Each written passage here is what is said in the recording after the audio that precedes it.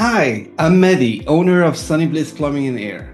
If you're searching for AC repair in Miami, here's what you actually want to know before you call anyone.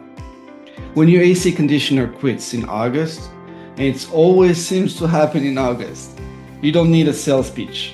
You need a tech at your door the same day.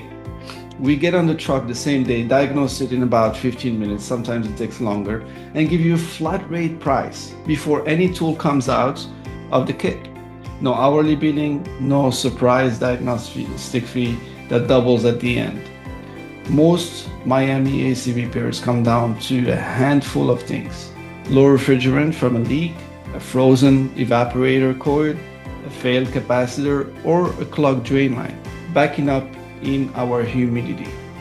We service every major brand: Lennox, Trane, Carrier, Rheem, and we've been doing it here since 1990.